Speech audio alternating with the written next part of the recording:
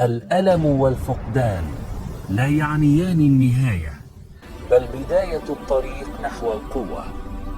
كل خسارة تعلمنا الصبر، وكل وجع يترك أثرا من الحكمة.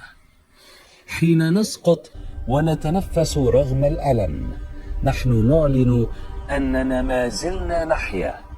الصمود في وجه الحزن هو أسمى أشكال الشجاعة،